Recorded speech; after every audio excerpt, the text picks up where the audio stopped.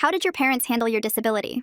My twin sister Callie and I were both born deaf, but our parents refused to let us learn sign language because they said we'd never be normal if we gave in to disability.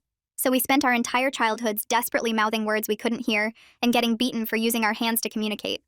My earliest memory is sitting in a cold speech therapy office with hands pressing on my throat, trying to make sounds I couldn't hear. The therapist would hold our faces and move our mouths like puppets while Mom watched from a chair in the corner. Callie would cry, and I'd watch the tears roll down her face, wanting to reach out but knowing I couldn't. They put us in speech therapy 8 hours a day. The therapist would press our tongues down with popsicle sticks, forcing them into positions that might create the right noises. She'd make us breathe on mirrors and watch the fog, trying to control air we couldn't hear coming out. Callie threw up once from gagging on the stick and had to keep going with vomit still on her shirt. We'd go home with our jaws aching and our throats raw from screaming sounds into the void. The first time I got punished for using my hands, we were 6, and I just wanted to point at the toy I wanted. Such a simple thing, pointing. But Dad saw me and crossed the room in 3 strides. He grabbed my wrist and bent it backwards until I screamed. "Animals use their hands," he said, his mouth moving in that exaggerated way. "Humans use words." I couldn't tell him it hurt because I didn't know how to make those sounds yet. After that, they started tying our hands behind our backs during meals. We had to eat like dogs, faces in our plates, while they sat normally and talked to each other in conversations we couldn't follow. Callie learned to pick up her fork with her teeth. I went hungry most nights because I couldn't manage it. The rope left marks on our wrists that we had to hide at school. School was its own special hell. They enrolled us in a regular hearing school and told the administration we could lip read perfectly. We couldn't. Teachers would turn to write on the board while talking and we'd miss everything. Kids thought we were stupid because we never answered questions right. I'd watch their mouths move like fish and guess wildly at what they wanted. Callie developed a twitch from straining so hard to understand. When we were 10, I discovered other deaf kids existed when I saw a group signing on a field trip to the museum. I stared at them until Mom noticed and dragged us away. That night, she made us stand facing the wall for hours as punishment for watching those people. Soon, they installed cameras in our room to catch us communicating at night. The first month, they caught Callie and me creating our own crude gestures. Not real sign language, just desperate attempts to share our thoughts. Dad made us watch him delete the footage, then put our hands on the hot stove burner. Not long enough to cause real damage, just enough to make us remember. The message was clear. By 13, Callie had stopped trying to speak entirely. She'd move her mouth when forced, but no sound came out. Mom hired a specialist who used electric shocks to stimulate her vocal cords. I had to sit outside the room listening to my sister's screams, the only sound she made anymore. When that didn't work, they tried surgery to fix her throat. The doctor found nothing wrong because of course there wasn't. Our throats were fine. Our ears were the problem, but we weren't eligible for cochlear implants, so they couldn't fix those. I broke when we were 15. Callie had been sick for days but couldn't tell anyone what was wrong. She kept holding her stomach, her face twisted in pain, but our parents ignored her attention-seeking behavior. She tried to draw on paper where it hurt, but Mom threw it away. Finally, she collapsed at dinner. At the hospital, they discovered her appendix had burst. She'd been dying in front of us, unable to communicate her pain. While Callie was in surgery, I lost it completely. I didn't know sign language, but I used every gesture I could think of to show the nurses what our parents had done. I pointed at my ears, shook my head, mimed tying hands, pretended to cry. I acted out years of abuse with my body while my parents watched in horror. A nurse who knew some sign tried to communicate with me, and when I couldn't respond properly, she understood something was very wrong.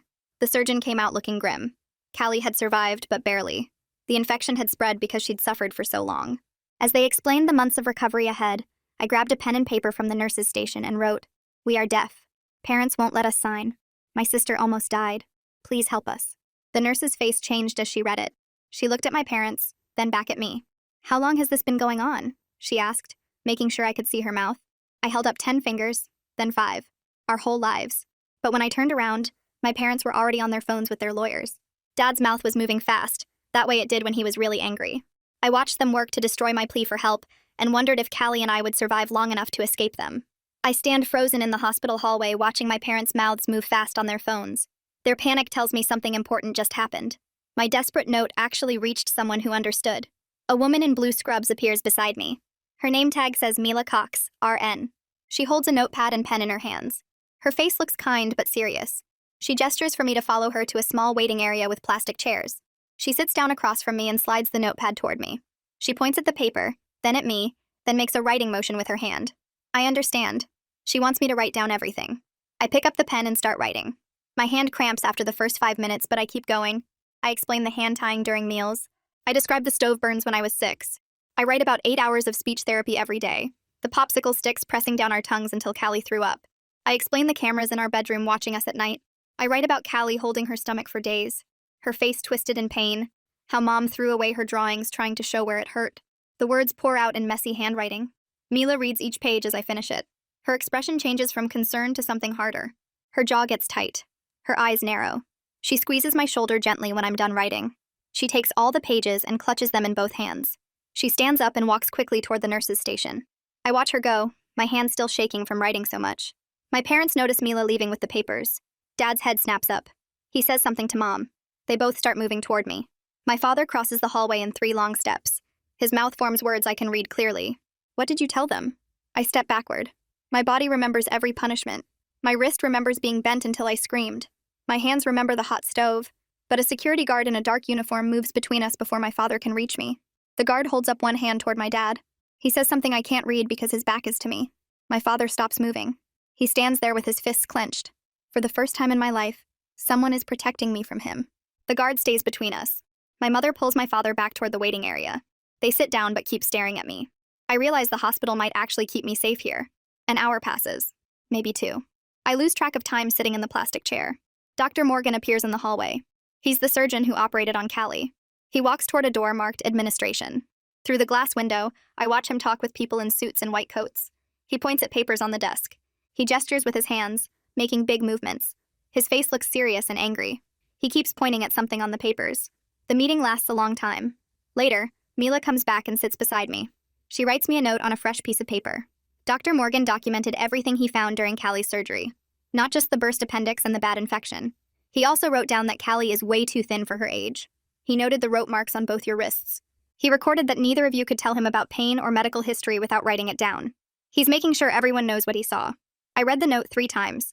Dr. Morgan saw the evidence of what our parents did to us. He's telling people who can help. I look up at Mila and nod. She pats my hand. A woman in a gray suit arrives.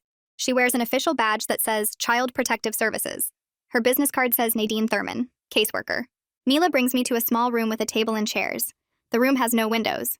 Nadine sits across from me. Another woman stands beside her. This woman's hands start moving. She's making signs.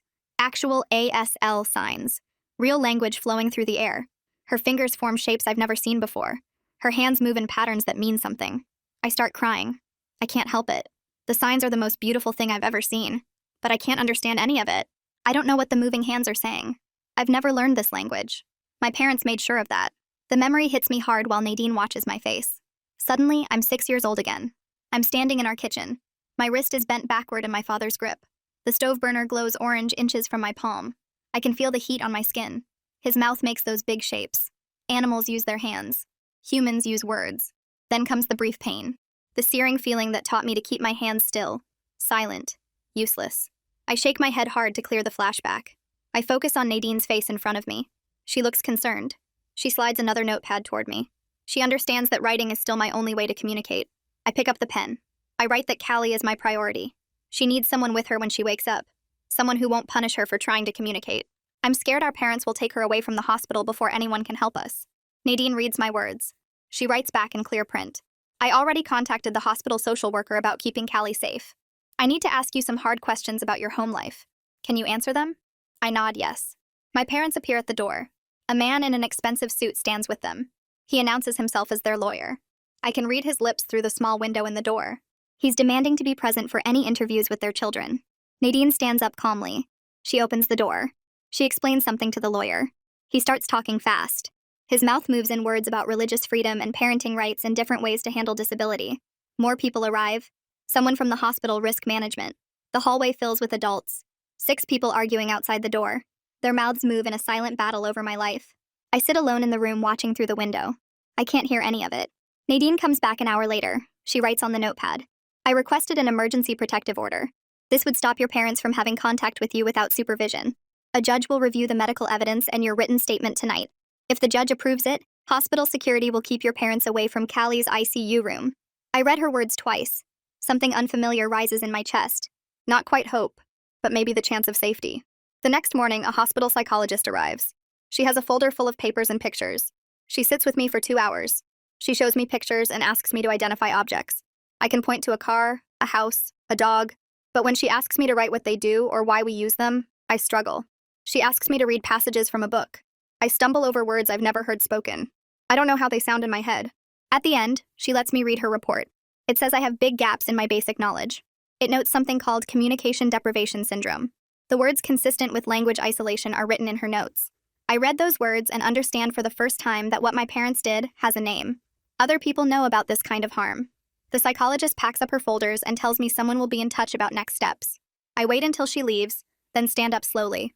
My legs feel shaky from sitting so long. A nurse appears at the door and gestures for me to follow her down the hallway. We walk past rooms with beeping machines and people in beds. The ICU is quieter than the emergency department, but somehow more scary. Everything feels serious here. The nurse stops at a room with glass walls and points inside. I see Callie lying in a bed with tubes connected to her arms and monitors attached to her chest. Her eyes are closed. I step into the room carefully, trying not to make noise even though she can't hear me anyway. The nurse leaves and I'm alone with my sister for the first time since the ambulance took her away. I move to the bedside and just stand there watching her breathe. Her face looks pale against the white pillow. There's a big bandage on her stomach where they cut her open. I reach out slowly and touch her hand. It feels warm. Her fingers twitch and then her eyes open. She looks confused for a second, blinking at the bright lights and strange ceiling. Then her eyes find my face and I watch recognition spread across her features. Her mouth opens like she wants to say something but no sound comes out. I squeeze her hand gently and she squeezes back. We stare at each other and I can read the question in her eyes without needing any words. Am I safe? Is this real? What happened? I nod slowly, trying to put everything into that one movement. Yes, you're safe. Yes, I'm here. Yes, everything changed. She keeps squeezing my hand and I see tears forming in her eyes. I want to tell her about the nurses, about Nadine, about the protective order, but we don't have language for any of that yet. So I just hold her hand and let my eyes say what my mouth can't. I'm not leaving you. We're going to be okay. I promise. A doctor comes in to check her monitors, and we have to let go of each other's hands. I step back against the wall and watch him write notes on a clipboard. He leaves without trying to talk to me. I move back to Callie's bedside, and she's already reaching for my hand again. We stay like that for what feels like hours, just holding on to each other in the quiet room. Nadine appears in the doorway holding a folder full of papers. She waves to get my attention, then gestures toward the hallway. I look at Callie and she nods, telling me it's okay to go. I squeeze her hand one more time and follow Nadine to a small waiting area with uncomfortable plastic chairs. She sits down and pulls out a thick stack of papers from her folder. She writes on her notepad in big clear letters. The judge approved the emergency protective order. I read the words twice before they make sense. Nadine slides the official court document across to me, and I pick it up with shaking hands. The legal language is hard to understand, but I can make out the important parts. My parents' names are listed at the top. Then there are paragraphs about temporary custody and supervised visitation and restrictions on medical decisions. I read one section 3 times. The judge finds credible evidence of a pattern of physical punishment for natural communication attempts and medical neglect that resulted in life-threatening injury to the minor child. The words swim in front of my eyes. Someone in power actually believed us. Nadine writes another note. Your parents can only see you and Callie with a CPS supervisor present. They cannot make any medical choices for you right now. The hospital has copies of this order. Security knows not to let them into Callie's room alone. I look up at Nadine and feel something unfamiliar rising in my chest. Not quite hope because I'm too scared to hope yet, but maybe the smallest possibility that a piece of paper with a judge's signature might actually protect us from 15 years of control. I write a question on the notepad. How long does this last? Nadine writes back. 6 months unless the judge extends it or changes it. We have a hearing in 5 days to determine longer-term custody. I read that and my stomach drops. 5 days. Then we have to face them again in court. The next morning, a woman with a hospital badge introduces herself through writing. She's the interpreter coordinator. She writes that she's very sorry, but they only have 3 ASL interpreters on staff for the entire medical center. None of them are available for the hours we need them, because they're scheduled with other patients. She looks upset as she writes this, like she knows it's not good enough but can't fix it. I write back asking when we can get an interpreter. She writes that she's trying to bring someone in from an outside agency, but it takes time to arrange and approve. Maybe tomorrow or the next day. I feel frustration building in my chest. How are we supposed to communicate with doctors and nurses and social workers without interpreters? The coordinator writes that she's doing everything she can and leaves looking stressed. Mila finds me in the hallway an hour later. She sits down beside me and writes that she knows the interpreter situation is terrible. She writes that she'll keep helping however she can with her basic sign vocabulary and written notes. Over the next 2 days, that's exactly what happens. Mila shows up during her breaks and lunch hours to help translate between me and various hospital staff. She knows maybe 50 signs and has to fingerspell a lot of words slowly. It takes forever to have even simple conversations. A doctor wants to explain Callie's medication schedule, and it takes 30 minutes with Mila writing everything down and me asking questions on paper. A nurse needs to know about my medical history, and we spend an hour going through basic questions. I start to understand something that makes me angry. Even people who want to help us are trapped by a system that wasn't built for deaf people to use it. There aren't enough interpreters. The ones they have are stretched too thin. And we're supposed to make life or death medical decisions through handwritten notes and basic gestures. Nadine comes back 3 days after the protective order with a new document in her hands. Her face looks tense as she sits down across from me in the consultation room. She slides the papers over, and I see it's a legal filing from my parents' lawyer. I start reading and feel my chest get tight. The lawyer argues that my parents were using something called an oral education method. He writes that this is a recognized approach to teaching deaf children. He claims that cultural differences in how people handle disability are being turned into crimes. He uses phrases like parenting rights and religious freedom and educational choice. I read through 6 pages of legal language that makes what my parents did sound almost reasonable. Like tying our hands and burning us with stove burners was just a different parenting philosophy. Nadine watches my face as I read. When I finish, she writes a note that makes my stomach hurt. Some officials might agree with this argument. Some people think your parents were trying to help you succeed in a hearing world. We need to be ready for people who see this as a parenting choice, not abuse. I stare at the note and feel rage building. How can anyone think 15 years of punishment for using our hands was helping us? How can they call it a choice when we were 6 years old and had no power? But Nadine's face tells me she's serious. This is going to be a fight. Some people will take our parents' side. I write back asking what happens next. She writes that the court scheduled an emergency shelter care hearing for 5 days from now. That hearing will decide if we stay in state custody or go back home while the investigation continues. My hands start shaking as I write my next question. Do I have to talk at the hearing? Nadine nods and writes that my written statement is powerful, but hearing directly from me will matter more to the judge. She writes that I don't have to speak if I can't, but it would help our case. I think about standing in a courtroom with my parents watching. I think about using my voice, the voice they forced me to develop through years of painful therapy. The thought makes me want to throw up, but I write back that I'll do it because Callie can't testify yet, and someone has to tell the truth about what happened. 3 days after her surgery, Callie develops a fever. I'm sitting beside her bed when a nurse comes in to check her temperature. The thermometer reads 101 degrees. The nurse leaves quickly and comes back with Dr. Morgan. He examines Callie carefully, pressing on her stomach and checking the surgical site. Then he pulls out a notepad and writes that sometimes infection flares up even after the appendix is removed. He writes that this happens more often when treatment got delayed as long as Callie's did. The infection had time to spread before surgery. Her body is still fighting it off. She needs to stay in the hospital for at least another week, maybe longer. I read his note and feel my stomach drop. Another week means she'll miss the shelter care hearing. She won't be there to show the judge what happened to her. Dr. Morgan writes another note saying he's starting her on stronger antibiotics and they'll monitor her closely. He leaves and I sit back down in the chair beside Callie's bed. She's asleep, her face flushed from the fever. I watch her breathe and feel guilt washing over me. I'm healthy enough to fight while she's still recovering from nearly dying. I'm the one who can testify while she's stuck in a hospital bed. I spend the next 3 days barely leaving her room. I sleep in the chair beside her bed. Nurses bring me food and I eat without tasting it. Nadine visits and updates me on hearing preparations, but I can barely focus on what she's writing. All I can think about is Callie lying there fighting an infection that happened because neither of us could communicate that she needed help. The fever breaks after 4 days, and Dr. Morgan writes that she's improving, but she still can't leave the hospital. She still can't come to court. I'm going to have to face our parents alone. The shelter care hearing happens in a small courtroom that smells like old wood and cleaning products. Nadine meets me outside and walks me through security. I've never been in a courthouse before. Everything feels too formal and scary. We sit in the hallway waiting for our turn, and I watch other families going in and out of different courtrooms. Some people are crying. Some look angry. Everyone looks stressed. Finally, a bailiff calls our case number and we walk into the courtroom. It's smaller than I expected from TV shows. There's a judge sitting up high behind a big wooden desk. My parents are already there with their lawyer, sitting at a table on one side. Nadine leads me to a table on the other side.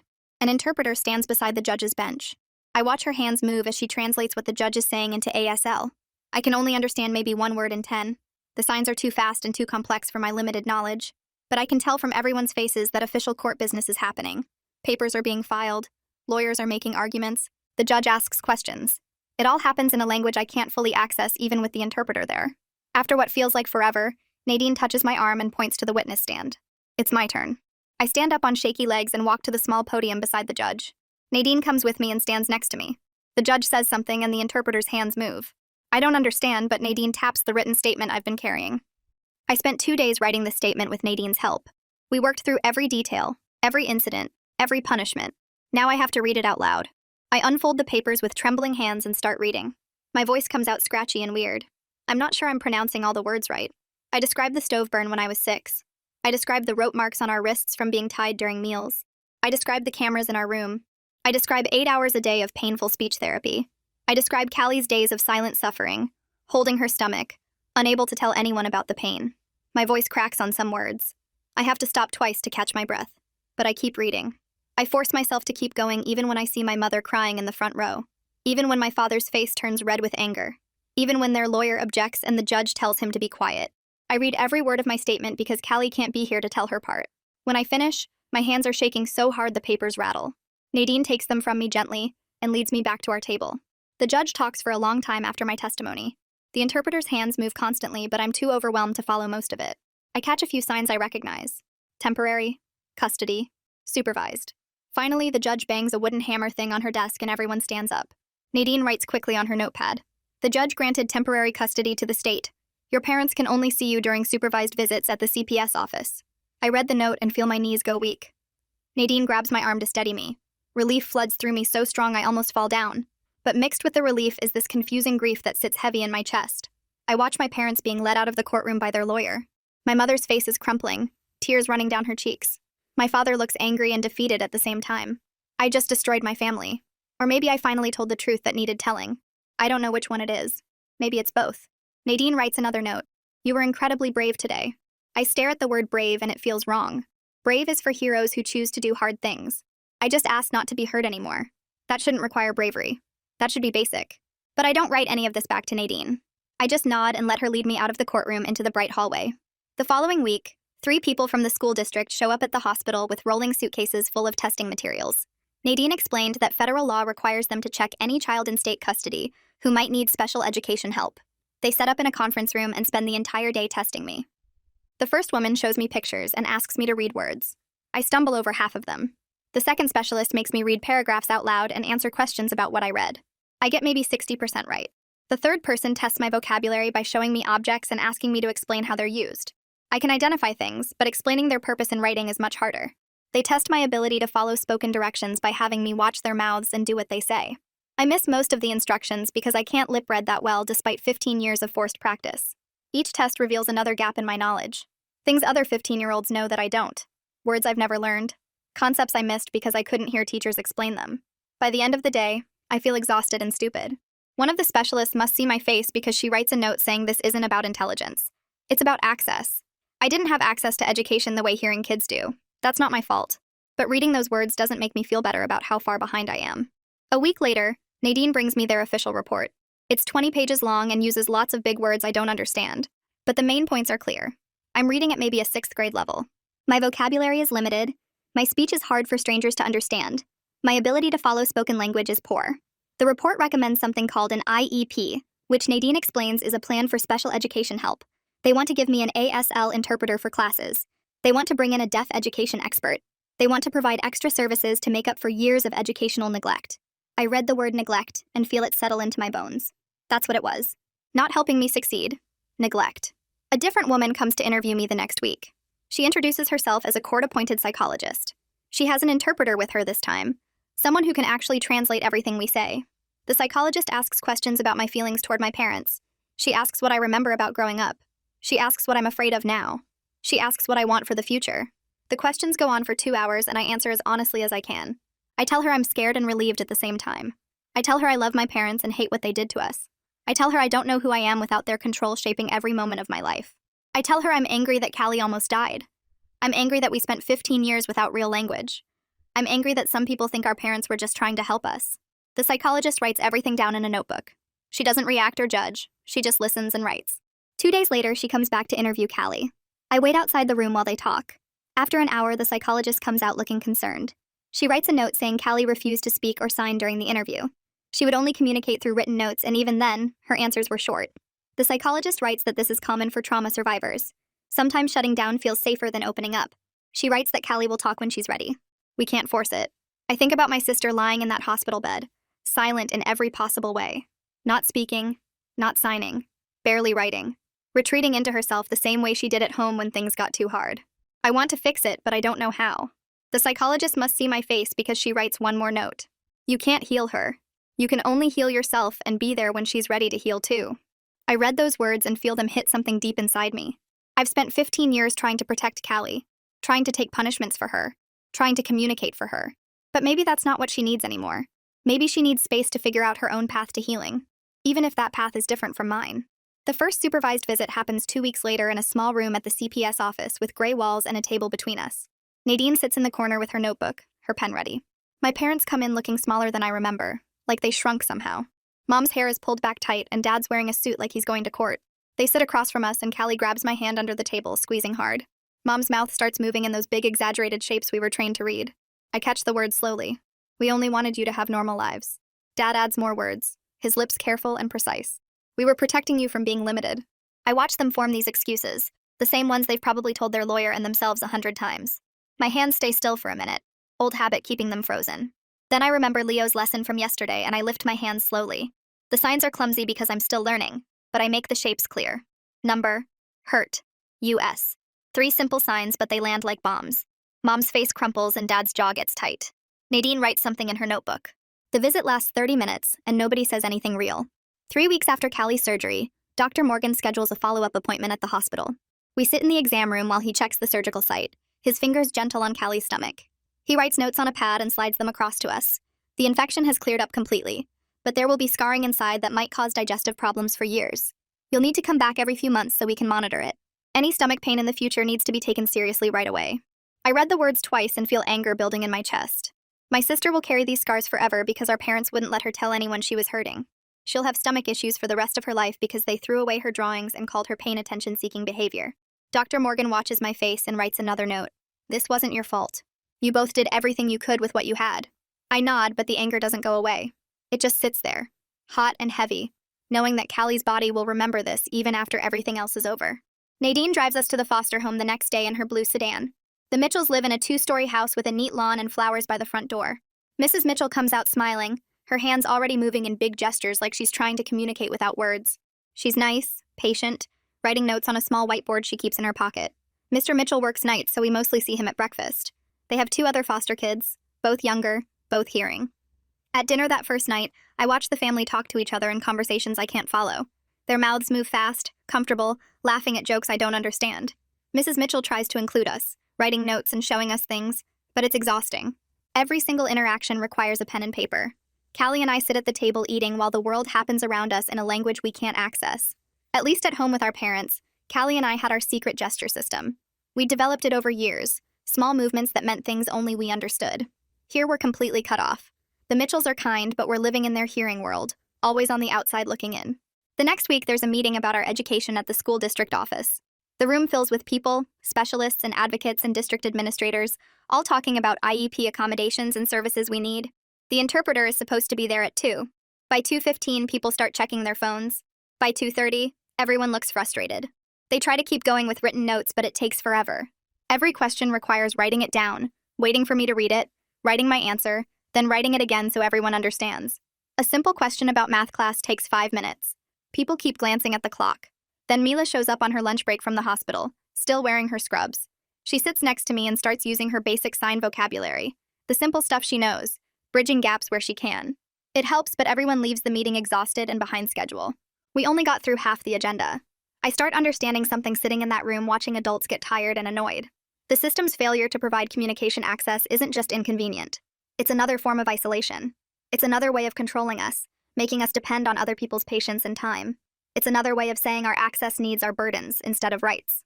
My first ASL class happens at the local Deaf Services Center in a room with big windows and posters showing the alphabet. Leo Ford greets me at the door with signs that flow like water, his hands moving in patterns I can't follow yet. Then he switches to simple gestures and writes on a whiteboard. Welcome. We're going to learn together. He starts with the alphabet, showing me how to form each letter with my hands. A is a fist with the thumb on the side. B is a flat hand with the thumb across the palm. C curves like the letter itself.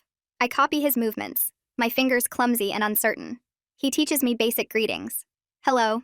Thank you. Please. Then simple phrases. My name is. I am deaf. I need help. For the first time in my life, my hands are creating language instead of being punished for moving. I practice the sign for sister over and over, both hands making fists and sliding down my jaw. Then safe, my hands crossing over my chest. Then help, one hand lifting the other. These simple hand shapes represent everything I've been denied for 15 years. I'm crying quietly while I practice, tears running down my face, but I don't stop signing. Leo writes me a note. You're doing great. Take your time. There's no rush. But I want to rush. I want to learn everything right now. I want to make up for 15 years of silence.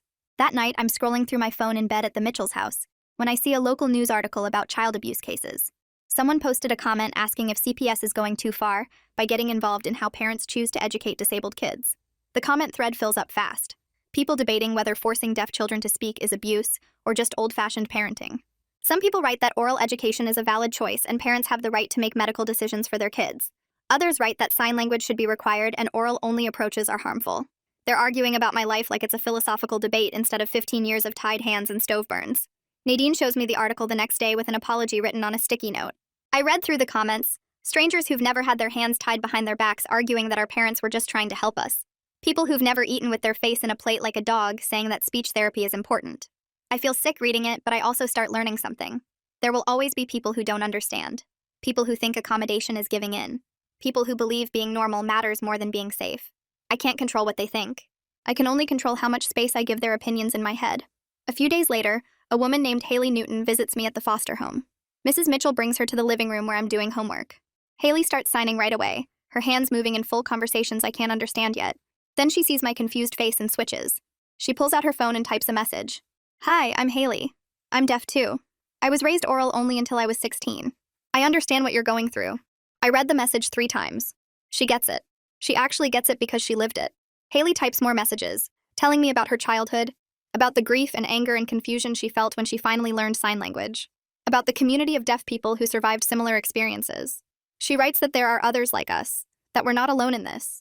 She gives me her phone number and types that I can text her anytime, day or night, if I need to talk to someone who understands. For the first time, I'm meeting someone who's been through what I'm going through and came out the other side. Someone who's living proof that life gets better, that there's a future beyond the trauma. Haley hugs me before she leaves and signs something I don't know yet. Later, I look it up. It means family. The week before depositions are scheduled, I meet with the court interpreter every afternoon to practice.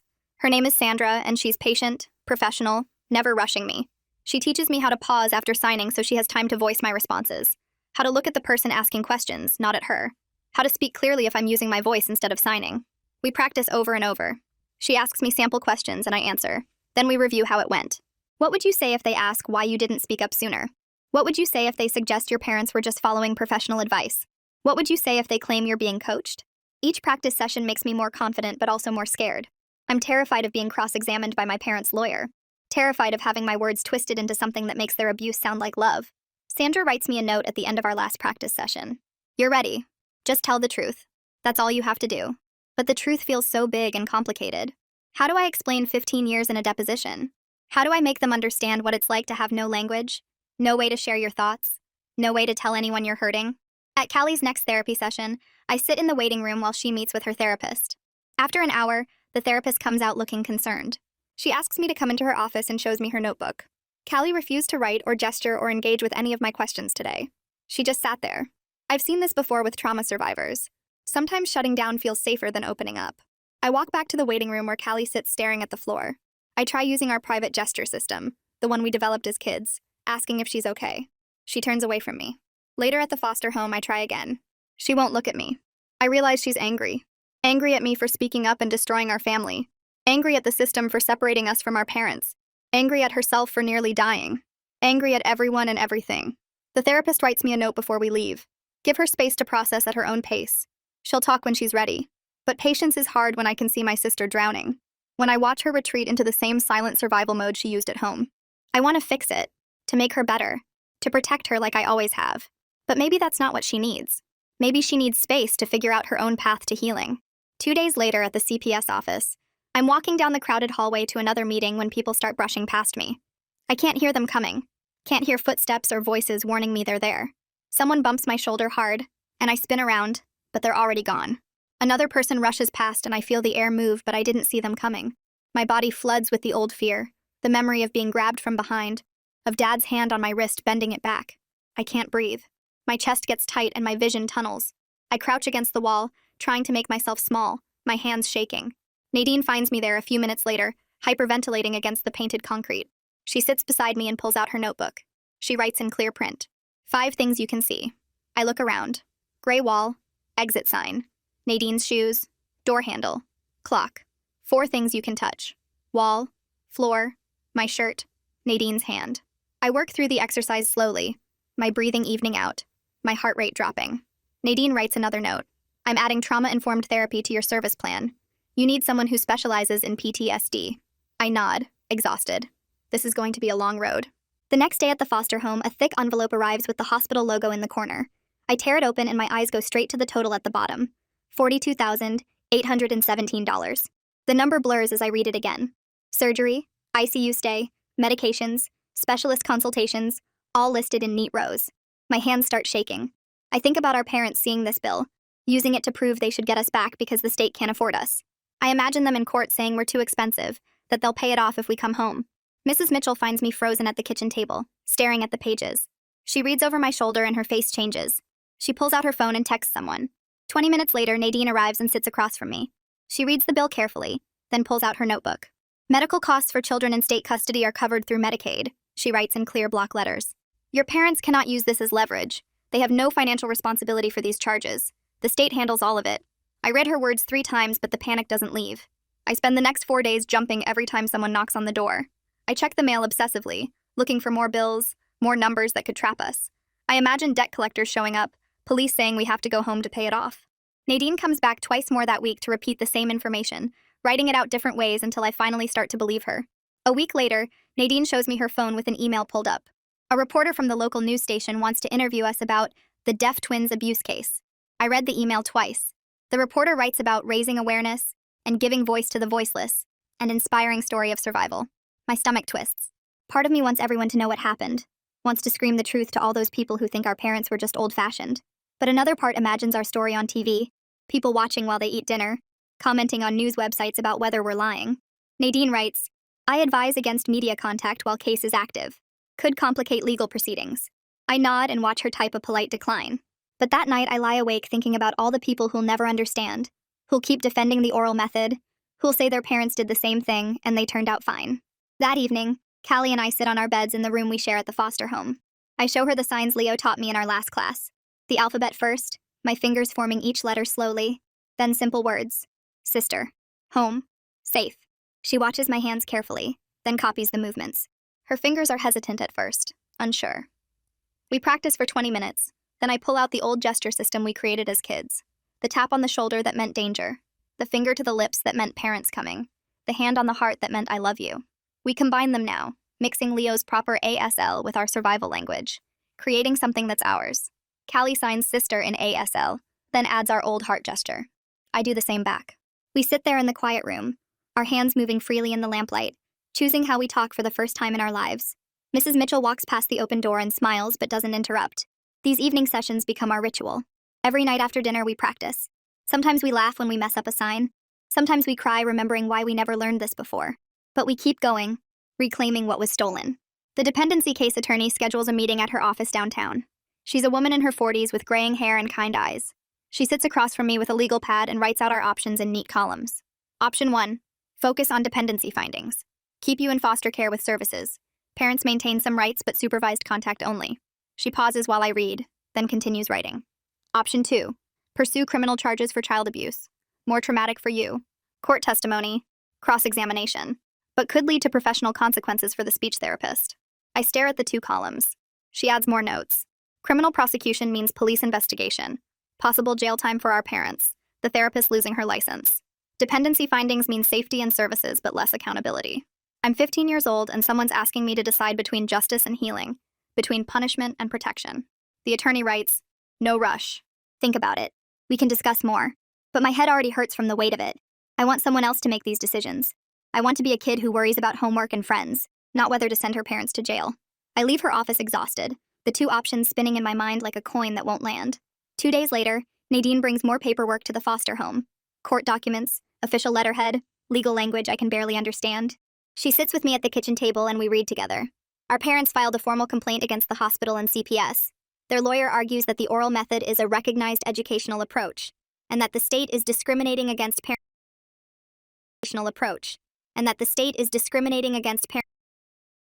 parents. They're claiming freedom of belief. Like 15 years of punishment was just a different opinion about how to raise deaf kids. The filing includes references to other families who used oral-only approaches, expert testimony from audiologists who support speech training, arguments about parental authority. I watch Nadine's face get tight as she reads. My hands clench into fists under the table. The paper crumples in my grip. They're still doing it. Still trying to make their control sound like love. Still arguing they were helping us. The rage builds in my chest, hot and sharp. I want to scream that help doesn't leave rope burns, that love doesn't involve stove burners. But I just sit there, crushing the paper, while Nadine writes notes about the court's response timeline. A month passes and Nadine stops coming to our appointments. Mrs. Mitchell explains that there's been departmental restructuring, whatever that means. Instead, a new caseworker shows up. Lando. He's younger than Nadine, maybe late 20s, with nervous energy and an overstuffed briefcase. He sits down with me and Callie and pulls out our file. It's thick now, hundreds of pages. He reads through it while we wait, his eyes moving fast across the words. Then he looks up and pulls out a notebook. I need to understand your situation, he writes. Can you tell me what happened? I stare at him. Everything is in that file. The stove burns, the tied hands, the cameras. Callie nearly dying. It's all documented. But he needs me to explain it again because he's new and overwhelmed and there are too many cases. I pick up the pen and start writing. The same story I've told 5 times now. My hand cramps after the first page. Lando is nice, apologetic even, but I can see he's drowning in paperwork. He has 20 other cases. He doesn't know the details of our needs, doesn't understand why interpreter scheduling matters, hasn't built the relationship Nadine had. I realize right there that I'm going to have to fight harder now. The system's turnover means starting over, explaining over, advocating over and over because no one person holds all the knowledge of what we need. 3 weeks later, Lando drives us to a court hearing. We arrive 20 minutes early and wait in the hallway. The interpreter is supposed to be here at 9. 9:15 passes. 9:30. The judge's clerk comes out looking annoyed. My parents' lawyer stands near the courtroom door, checking his watch dramatically and complaining loudly about delays. I watch the clock on the wall, each minute ticking by while we wait for communication access. My anxiety climbs with each passing second. 9:45. The interpreter finally rushes in, apologizing, explaining about traffic and another appointment running late. The judge refuses to start without her, which I appreciate, but I also feel the weight of everyone's frustration. The lawyer's comment about accommodation delays hangs in the air. I understand something new sitting in that hallway. Interpreter shortages aren't just scheduling problems. They're barriers that make my access needs feel like burdens. They're delays that make people annoyed at me instead of at a system that doesn't hire enough interpreters. They're proof that the world wasn't built for deaf people to move through it easily. My therapy sessions continue weekly. This time, the therapist writes something new at the top of a page. Internalized ableism. Below it, she adds a definition in careful handwriting. When disabled people absorb society's negative messages about disability and believe they're true. She slides the paper across to me and writes a question. What messages did your parents give you about being deaf? I stare at the definition. Then I start writing. That signing would make me less than. That speech was the only way to be fully human. That my hands were wrong, animal-like, shameful. That I needed to be fixed. That accommodation was giving up. That being deaf meant being broken. The list grows longer. The therapist reads it and nods slowly. She writes, "You still believe some of these. I can hear it in how you talk about yourself. I feel something shift in my chest. A recognition. I do still believe it. Part of me still thinks I should try harder to speak clearly. That using ASL is easier but lesser. That needing interpreters makes me a burden. My parents' voices live in my head, telling me I'm not enough as I am." The therapist writes one more thing. Naming the shame is the first step to releasing it. I fold the paper and put it in my pocket, carrying the words with me. A medical appointment follows the next week. A team of doctors reviews my records, spreading papers across the exam room table. One of them, an audiologist, writes out an explanation. "You were technically eligible for cochlear implant evaluation as a young child." I read the sentence twice. She continues writing. "Your parents never pursued it. The evaluation process would have involved deaf education professionals who typically recommend sign language alongside or instead of implants." I process this slowly. They could have gotten me evaluated. They chose not to. Probably because deaf educators would have challenged their oral-only approach. The audiologist writes more. "The decision about implants, now or ever, is yours alone. Your body, your communication choices. No pressure either way." She underlines yours alone twice. I sit with that. My body, my choices. Not my parents' control, not society's expectations. Mine. I'm not ready to decide anything about implants. I don't even fully understand what they are yet. But the fact that I have choice, that someone's telling me I get to decide about my own body, feels revolutionary. Like something fundamental has shifted in who has power over my life. Cooper Shaw, my guardian ad litem, requests a meeting to discuss long-term planning. We sit in a conference room at his office and he spreads out information packets about different options. He writes in clear print across a legal pad. Option 1. Pursue emancipation at 16. More freedom, less support. You'd be legally independent. He pauses while I read, then adds, Option 2. Extended foster care until 18. State support for housing, education, transition services, more stability, less autonomy. I look at the two paths laid out in front of me.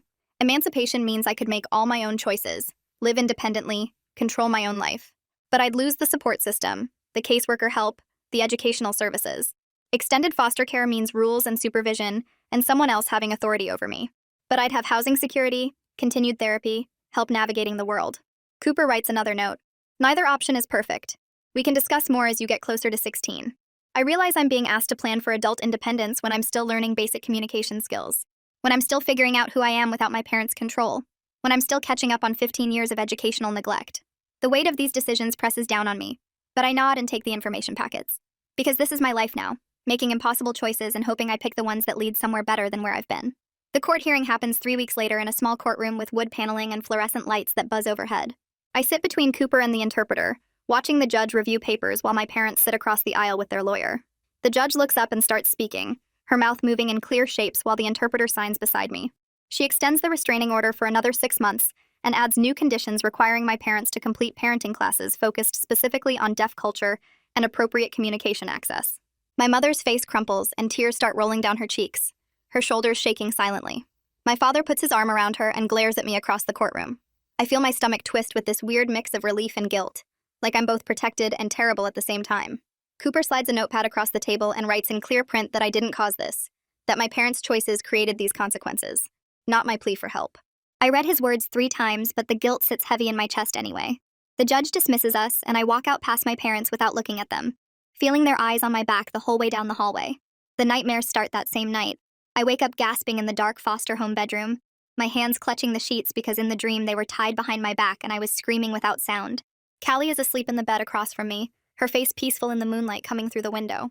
I try to go back to sleep, but every time I close my eyes, I see the stove burner getting closer, or Callie collapsed on the floor holding her stomach, or my father's face twisted in anger. The next night it happens again, and the night after that. By the end of the week, I'm exhausted and jumpy, flinching at every unexpected movement. Mrs. Mitchell notices the dark circles under my eyes at breakfast and writes me a note asking if I'm sleeping okay. I shake my head and she contacts Lando, who sets up appointments for a sleep study and consultation about trauma-related insomnia. The doctor explains through an interpreter that nightmares are normal after trauma, that my brain is processing years of fear and pain. She gives me a plan with grounding exercises to do before bed, teaches me how to focus on 5 things I can see, and 4 things I can touch when panic rises. The foster parents get me a weighted blanket that presses down on my chest like a gentle hug. These tools help manage the symptoms, even though the trauma itself sits unchanged inside me, waiting. Haley texts me 2 weeks later inviting Callie and me to a community event at the local deaf center. We take the bus across town on a Saturday afternoon, watching the city pass by through smudged windows. The deaf center is in an old brick building with a rainbow flag outside and a sign with hands forming the ASL symbol for community. We walk through the front door and suddenly we're surrounded by people signing, their hands flying through conversations we can't follow yet, but can see are full of laughter and connection. A woman at the welcome table greets us in sign, then switches to writing when she sees our confused faces. She points us toward a group of teenagers gathered near the snack table. 3 deaf kids around our age approach us and sign slowly, exaggerating their movements so we can try to follow. They fingerspell their names and ask where we're from, their faces friendly and patient when we struggle to respond. One girl shows us the signs for different foods and drinks, making jokes that involve facial expressions more than words. For the first time, I see what belonging might look like. A community where communication access isn't something I have to fight for, but something that just exists naturally. Callie watches everything with wide eyes, her hands twitching like she wants to join the conversations but doesn't know how yet. We stay for 2 hours, mostly watching and learning, and when we leave, I feel this strange lightness in my chest. The lightness disappears 3 days later when Lando calls and asks to meet urgently. He shows up at the foster home that evening looking stressed and apologetic, his hands shaking slightly as he writes out an explanation. He accidentally emailed our confidential case file to the wrong address, sent it to someone with a similar name in his contacts list. The breach got contained quickly when the person called to report receiving it, but Lando explains that a stranger saw the details of our abuse for several hours before the mistake was caught. I feel anger rising hot in my throat because our trauma became someone's careless error, because strangers might have read about the stove burns and the tied hands and Callie nearly dying. Lando apologizes over and over, his face red with embarrassment and guilt. He writes that the agency is implementing new security protocols to prevent this from happening again, that he's being formally reprimanded. I want to yell at him, but I don't have the words yet in either English or ASL, so I just nod stiffly and leave the room. Later that night, I lie in bed thinking about how the system that's supposed to protect us keeps failing in small ways that add up to big violations of trust. The video statement recording happens the following week in a small office with professional lighting and a camera on a tripod. An interpreter stands beside the camera, and another sits next to me for support. The lawyer explains through the interpreter that I can take breaks whenever I need them, that I can write instead of speak when words fail, that this recording will be used in court but I won't have to testify in person again. I nod and they start the camera. I look directly at the lens and start talking about the stove burn, describing how my father held my hand over the burner just long enough to teach me a lesson. My voice cracks and I have to stop, taking deep breaths while the interpreter waits patiently. I continue with watching Callie nearly die, with 15 years of being told my hands were wrong and my deafness was something to overcome rather than accommodate. 20 minutes in, I start crying and have to take a break, stepping outside to walk around the parking lot until I can breathe normally again. We restart, and I get through more details before breaking down again. The whole recording takes 3 hours because I keep having to stop and restart, my emotions overwhelming the words. When it's finally done, I feel completely drained, but also like I've spoken my truth in a way that can't be twisted or misinterpreted. The lawyer writes that my testimony was powerful and clear, that the judge will understand exactly what happened. My new school placement starts the next Monday at a regional program for deaf and hard of hearing students. Most of my teachers are deaf themselves or fluent in ASL, and having an interpreter in every class means I can actually follow instruction for the first time ever. But on Wednesday, a substitute teacher takes over my English class and immediately starts teaching with her back to us, turning to write on the board while giving instructions I can't lip-read from behind. I raise my hand and try to explain that I need her to face the class when talking, but she waves me off and keeps writing. The regular interpreter isn't available and the substitute doesn't understand why this matters. I feel that old frustration building, the same helpless anger from years of being told to just try harder. After class, I go straight to the principal's office and write out a formal complaint, explaining that facing students when speaking is a basic accommodation for deaf students, not a special favor or optional courtesy. The principal reads my complaint and apologizes immediately, explaining that the substitute wasn't properly trained. She promises staff training for all substitutes and sends an email that same day to every teacher in the building. I walk out of her office realizing I'm learning to advocate for myself without apologizing, to demand access instead of politely requesting it. An anonymous message arrives through Haley 3 days later. She forwards it to my phone with a note that someone wants to share their experience. I read the message slowly, my heart starting to pound. The person writes that they were a patient of the same speech therapist who worked with Callie and me when we were children. Their account describes hours of painful oral motor exercises, punishment for using hands to communicate, a rigid belief that speech was the only acceptable way for deaf children to exist in the world. They include specific details that match my memories exactly, the same popsicle sticks pressing our tongues into positions, the same mirrors to watch our breath fog, the same shame and pain when we couldn't produce the right sounds. The message includes dates from 8 years ago, proving this therapist hurt other children long after she hurt us. I sit on my bed reading and rereading the message, feeling less alone but also more angry. We weren't the only children damaged by this system, by this person who believed she was helping us succeed. I meet with Cooper and the dependency attorney the following week to discuss filing a formal complaint with the state licensing board against our childhood speech therapist.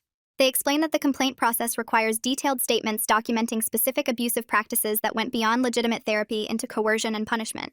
I spend the next 3 weeks writing out memories I'd rather forget, describing the physical pain of having my tongue pressed down until I gagged, the fear of making mistakes, the hours of repetitive exercises that left my jaw aching. Each memory I write down feels like picking at a wound that hasn't healed yet. Haley stops by the foster home one evening when I'm struggling with a particularly difficult section about the cameras in our room. She writes me a note reminding me that accountability might prevent future children from experiencing what we did, that my complaint could protect other deaf kids from this therapist's harmful approach. I finish the statement 2 days later, print it out, and hand it to Cooper with shaking hands. The licensing board sends a letter 6 weeks later scheduling a preliminary hearing to determine whether the complaint warrants full investigation. Cooper explains through written notes that the process could take months or even years, that professional licensing investigations are deliberately slow and thorough to protect both people who file complaints and practitioners being investigated. I feel frustrated by how slowly accountability moves, wanting immediate consequences for the harm this therapist caused. Cooper writes that justice isn't always swift, but that doesn't mean it's not worth pursuing, that systems have to be careful and methodical even when that feels painfully slow. I learned to sit with the discomfort of waiting, of knowing that doing the right thing doesn't always lead to quick satisfaction. Dr. Morgan schedules Callie's 3-month follow-up appointment, and we take the bus to his office on a Tuesday morning. He examines her surgical site carefully, pressing gently on her abdomen and watching her face for signs of pain. Through written notes, he explains that the site is healing well, but she'll need ongoing monitoring for adhesions and digestive issues related to internal scarring from the burst appendix and infection.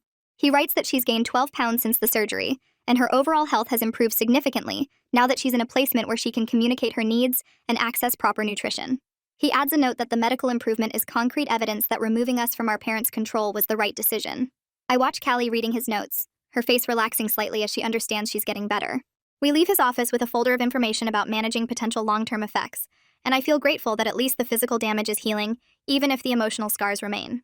The state scheduled settlement talks 3 weeks after Callie's follow-up appointment, and Lando drove us to a conference room at the county building where our parents sat on one side of a long table with their lawyer, and we sat on the other side with Cooper and a court interpreter. The hospital's legal team joined by video call, their faces appearing on a screen mounted to the wall.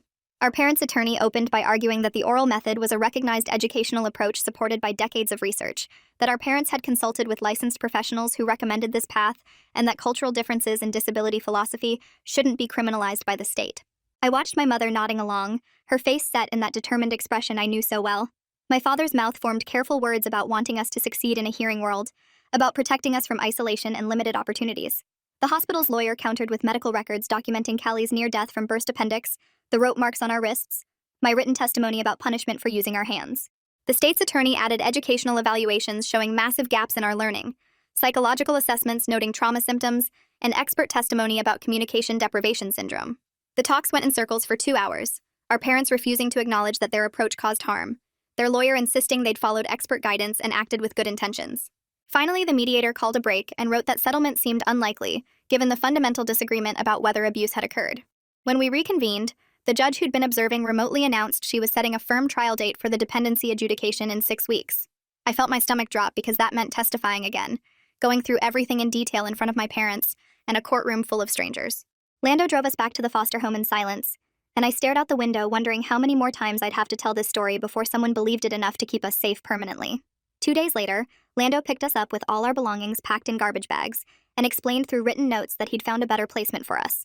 We drove across town to a neighborhood with smaller houses and big trees, and Lando pulled up in front of a blue house with a ramp leading to the front door. A woman stepped onto the porch, and her hands moved in fluid ASL signs before she even reached us. Lando introduced her as Priscilla Doyle, and she signed directly to me and Callie, her face expressive and her signs clear and slow.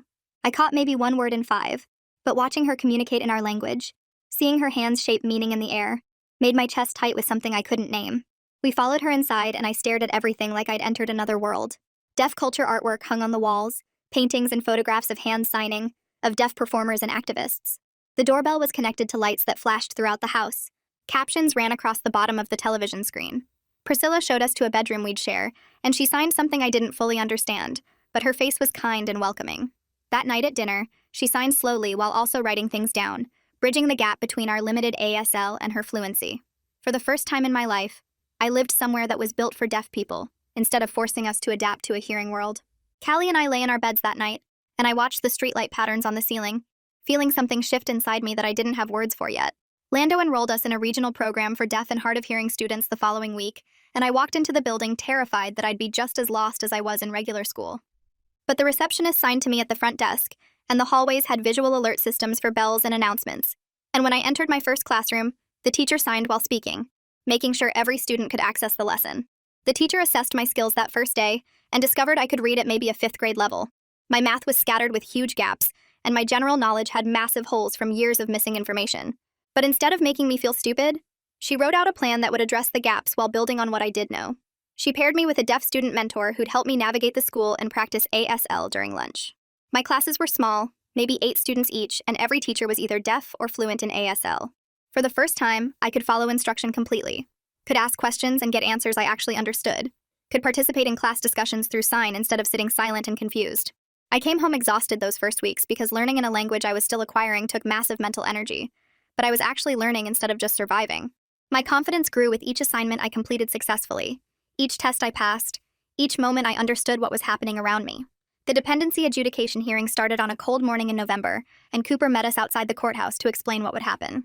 The hearing would span 2 full days with testimony from everyone involved in our case. I'd have to testify again, but this time with more preparation and with Cooper beside me for support. We entered the courtroom, and I saw my parents sitting with their lawyer, my mother's face pale and my father's jaw set hard. The judge called the hearing to order, and the state's attorney began presenting evidence. Felix Morgan testified first, describing Callie's medical condition when she arrived at the hospital, the burst appendix and dangerous infection, the signs of neglect he'd observed beyond the immediate medical emergency. He explained that the delay in treatment had caused internal scarring that would affect Callie for years, possibly her whole life. Mila Cox testified next about her attempts to communicate with me, about the desperation in my gestures, and the written note that revealed years of abuse. Nadine took the stand and walked through her investigation, the interviews she'd conducted, the evidence she'd gathered.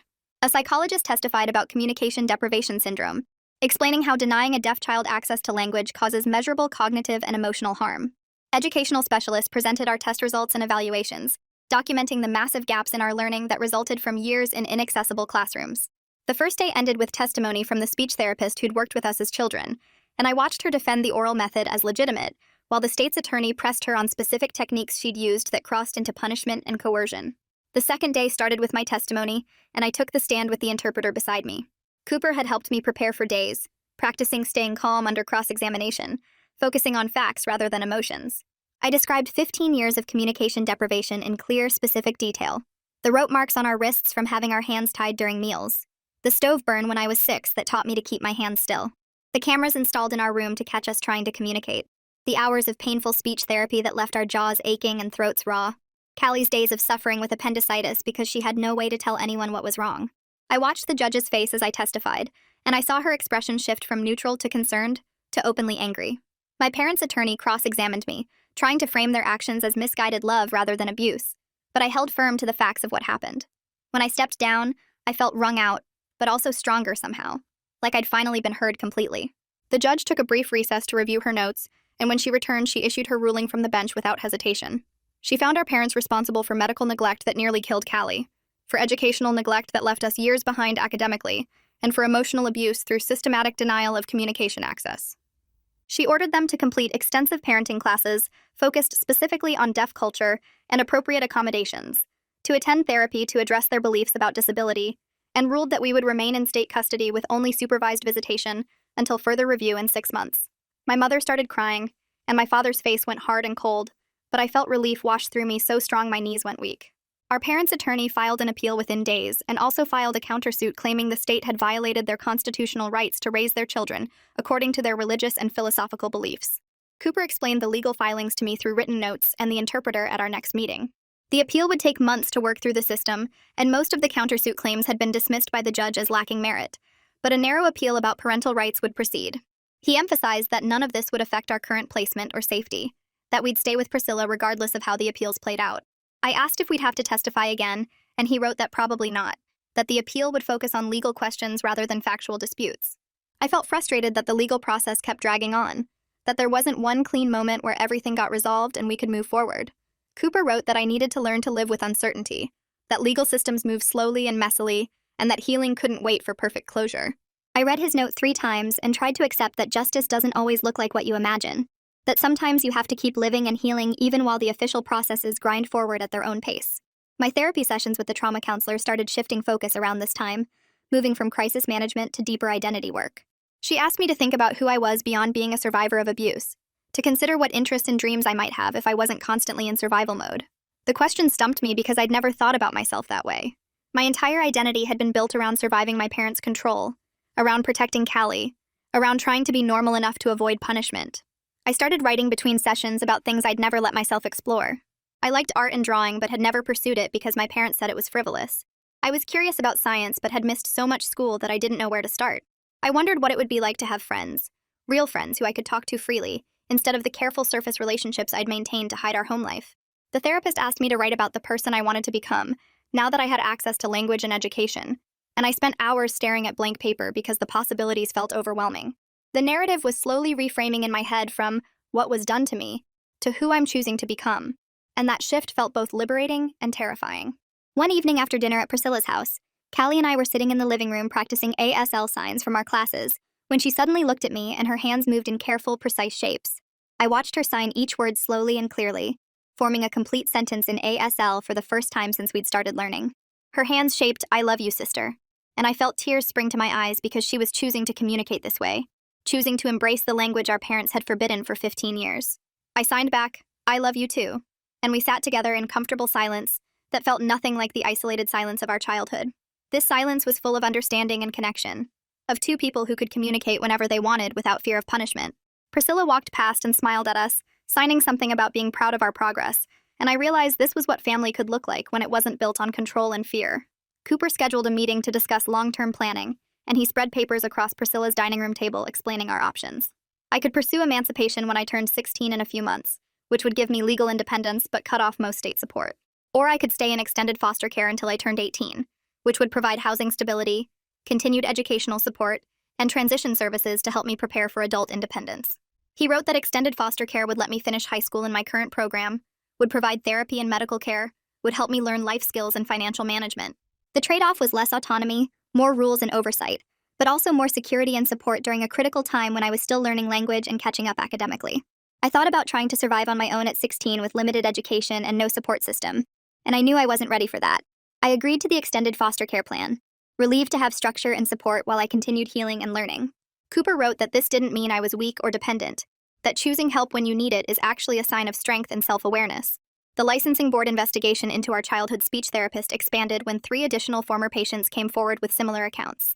Lando showed me the board's preliminary findings, which documented a pattern of coercive and punishing practices that went beyond legitimate therapy into abuse. The board issued a statement that the complaint warranted full disciplinary proceedings, which could take months or even years to complete but represented serious concern about the therapist's methods. I felt less alone knowing that other people had experienced similar harm and had chosen to speak up, that we weren't the only ones who recognized these practices as abusive, rather than helpful. The final decision about her license was still far away, but the investigation moving forward felt like validation that what happened to us mattered and deserved accountability. Our next supervised visit with our parents happened at the CPS office 3 weeks later, and they followed all the rules carefully this time. They didn't try to touch us without permission. They communicated through the interpreter present instead of expecting us to lip read. They didn't minimize what had happened or make excuses for their choices. The conversation felt stilted and formal, my mother asking generic questions about school, and my father commenting on the weather like we were acquaintances making small talk. I answered politely but distantly, and I realized the easy closeness we once had was gone completely. They were strangers now who happened to share my DNA, people I'd once loved who'd hurt me so deeply that love had transformed into something else entirely. I felt detachment instead of the yearning I'd expected, and that detachment felt like its own kind of freedom. The next week, Haley came to Priscilla's house with a laptop and a stack of papers, ready to help me create something I'd never had before, a plan for making sure people actually gave me the communication access I needed. We sat at the kitchen table and she opened a document she'd started, a checklist that listed every type of appointment I might have and what accommodations each one required. Medical appointments needed interpreters scheduled at least 2 weeks in advance, she explained, typing as she talked, because hospital systems moved slowly and last-minute requests usually failed. Legal meetings required certified legal interpreters, not just anyone who knew some signs, because the technical language mattered in court settings. Educational settings needed both interpreters and written materials provided ahead of time, so I could review content before class discussions. Therapy sessions worked best with the same interpreter each time, so I didn't have to rebuild trust with someone new every week. We went through scenario after scenario, Haley asking me questions about what had worked and what hadn't in my appointments so far, and I realized I'd been accepting whatever scraps of access people offered, instead of knowing I could ask for specific things. She showed me how to email ahead of any appointment with my accommodation needs clearly listed, how to follow up if they didn't confirm the interpreter was scheduled, how to reschedule if they showed up without proper access instead of trying to muddle through. Priscilla joined us after a while and we practiced together, with me signing my needs and Priscilla pretending to be a doctor's receptionist who didn't understand why I needed an interpreter. The first few practice rounds I apologized constantly, adding, if it's not too much trouble, and, I know it's hard to arrange, to every request, my hands forming the signs small and hesitant. Priscilla stopped me gently and signed that I needed to state my needs as facts, not requests for favors, because communication access wasn't a kindness someone did for me, but a right I had under the law. We practiced again and I signed more firmly. I need a certified ASL interpreter for my appointment on Tuesday at 2 o'clock. Please confirm by Friday that one is scheduled. My hands moved with more confidence each time, and Priscilla smiled and signed that I was getting stronger at advocating for myself. Over the next several days, I used the checklist for real appointments, emailing the school counselor about next week's meeting, calling the doctor's office through the video relay service to confirm my checkup had an interpreter arranged, texting Lando to make sure he'd have an interpreter at our next CPS meeting. Each time I clearly stated what I needed, each time someone confirmed they'd provide it, I felt a little more solid in myself, like I was building something I could stand on. But then everything fell apart during one terrible week in late October, when Callie got sick with a bad cold, and I completely lost my mind with worry. She started coughing on a Monday, and by Tuesday I was checking on her every hour, feeling her forehead for fever, making her write down every symptom even though it was obviously just a regular cold. I wouldn't let her go to the school even though she felt well enough. Wouldn't let her go anywhere without me. Kept texting Priscilla during the day to make sure Callie was okay, even though Priscilla had already confirmed she was fine.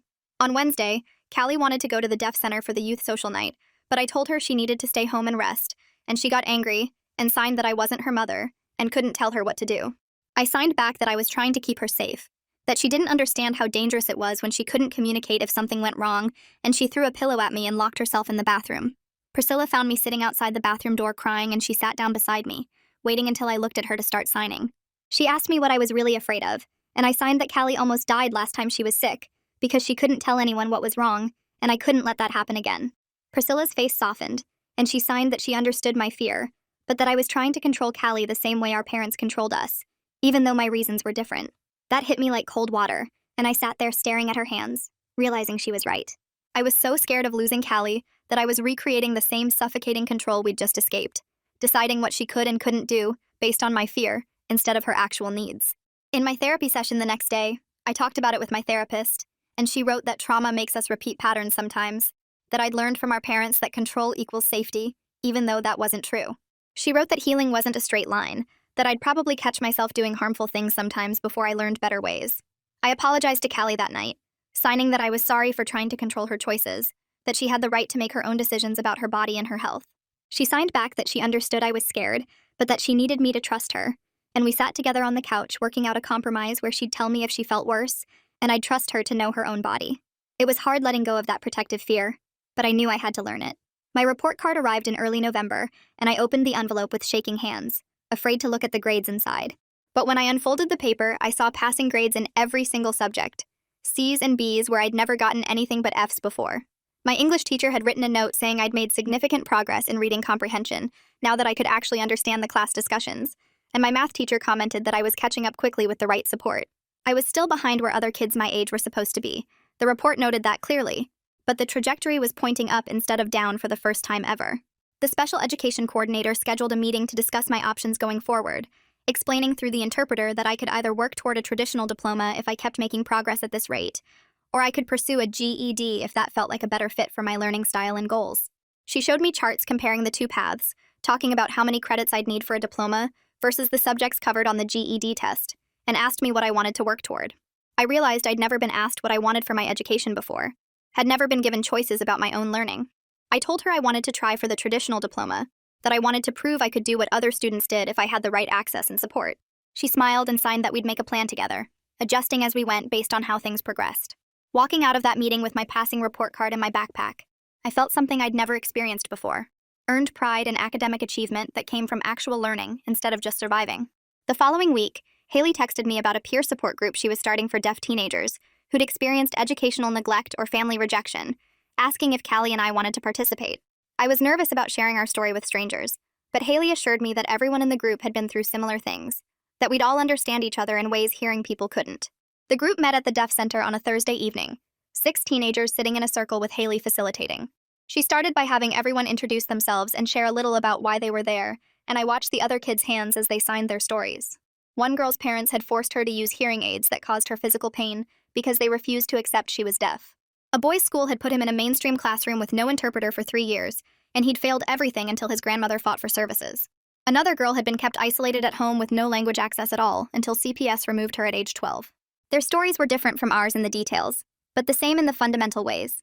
Parents who saw deafness as something to fix instead of just a different way of being. Systems that failed to provide basic communication access.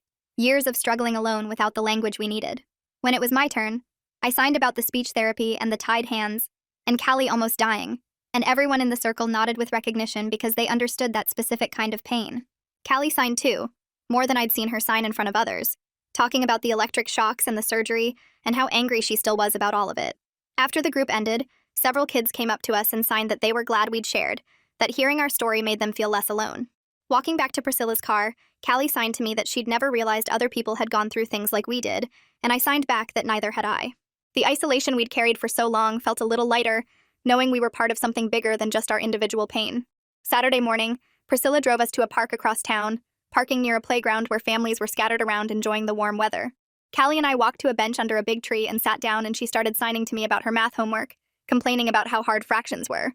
I signed back teasing her about always hating math, and she laughed and signed about a funny video she'd watched the night before. We went back and forth like that for a while, our hands moving freely in the open air, having a completely normal conversation about completely normal things. People walked past us on the path, and nobody stared or stopped or commented on our signing. Parents pushed strollers by, and kids ran around playing, and we were just 2 teenagers sitting on a bench talking to each other. After 15 years of hiding our hands, of communicating in secret, of being punished for natural language. This simple moment of normalized deaf communication felt like reclaiming something fundamental. The sun was warm on my face, and Callie was signing about wanting to try out for the deaf school's volleyball team, and everything felt ordinary in the most extraordinary way. I signed to her that I loved her, and she signed back that she loved me too, and we sat there together in comfortable silence, watching the world move around us without fear. The final supervised visit before our 6-month review happened on a cold Monday afternoon at the CPS office. Lando sat in his usual corner chair, while the interpreter stood near the table where my parents and I faced each other. I'd practiced what I wanted to say with Priscilla and my therapist, working out exactly how to set boundaries that felt right for me. When everyone was settled, I signed clearly through the interpreter that I was willing to maintain limited contact with my parents if they continued respecting our communication needs and stopped trying to minimize what had happened to us. I signed that I needed them to acknowledge the harm they'd caused, not keep making excuses about trying to help us be normal. My father's face hardened, and his mouth started moving in that angry way. But before he could say anything, my mother put her hand on his arm. She looked at me, and then her hands moved slowly, carefully forming signs I recognized from my ASL classes. "We understand," she signed, the movements hesitant but deliberate. I stared at her hands, processing that she'd been learning ASL in her court-ordered classes, that she was trying to communicate with me in my language. It wasn't forgiveness, and it didn't erase 15 years of abuse, but it was something different from I'd expected. A foundation, maybe, for whatever relationship might be possible going forward. My father sat silent and angry beside her, not signing, and I understood that their journey toward accepting our deafness was happening at different speeds. The visit ended after 30 minutes, and I walked out feeling lighter than I'd expected, like I'd successfully drawn a line that protected me while leaving space for possibility. Lando called me the following week with news about the licensing board investigation. The board had issued interim measures against our childhood speech therapist, suspending her license temporarily while the full investigation continued. She couldn't work with any clients, especially not deaf children, until the board completed its review and made a final decision. Lando explained that the final ruling could take another year or more because these processes moved slowly through bureaucracy, but the immediate suspension meant she couldn't hurt any other kids while they investigated.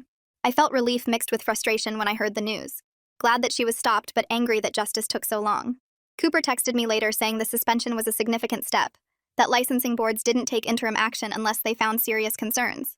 I saved his message and read it several times, letting myself feel that bittersweet sense of incomplete justice happening in slow motion. Haley contacted me in December about writing something for the deaf community newsletter, explaining that they wanted to publish first-person accounts from deaf young people about their experiences. She said I could write about whatever felt right to share, that the goal was both testimony and resource for others going through similar situations. I spent 2 weeks working on it, writing and rewriting until I had something that felt true.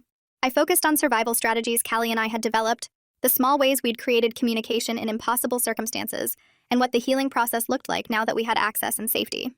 I wrote about the accommodation checklist and learning to advocate and the peer support group, practical things that might help someone else. Haley edited it with me, helping me frame the story as both witness to harm and guide for moving forward. When the newsletter came out in January, I held the printed copy in my hands and stared at my words on the page. My story, told in my own voice, not filtered through lawyers or caseworkers or therapists. Seeing it there felt like claiming agency over a narrative that had been controlled by others for my entire life. 6 months into living with Priscilla, I took stock of where Callie and I were compared to where we'd started. We had stable housing and a home where communication access wasn't a daily battle. We had full access at the school with ASL fluent teachers and deaf peers. We had regular therapy helping us work through trauma. We had educational supports closing the gaps in our learning. We had legal protections keeping us safe from unsupervised contact with our parents. The licensing investigation was still grinding through its process, and the legal appeals were moving forward slowly through the courts. Supervised visits happened once a month with careful boundaries in place. I was learning ASL fluently now, having real conversations instead of just basic signs. Callie was signing full sentences and laughing with friends and trying out for volleyball. We were both building identities beyond just being survivors, figuring out who we were when we weren't in constant survival mode. Life wasn't perfect or completely resolved. My parents hadn't fundamentally changed their beliefs about disability and deafness. Professional accountability was incomplete and slow. I still woke up from nightmares sometimes, my hands tied behind my back in dreams. But I was safe. I had language flowing through my hands. I was surrounded by people who saw my deafness as difference rather than deficit. The story didn't end with everything magically fixed, with my parents transformed into perfect allies, with all the systems suddenly working right. It ended with me standing in a place where healing was possible, where I could build a future instead of just surviving each day, where my hands were finally free to speak the language they'd always wanted to form. That is how it played out for me. Now I want to hear how you would have handled it. Share your thoughts in the comments. I love reading all the different perspectives. You always make the best part of the conversation happen there.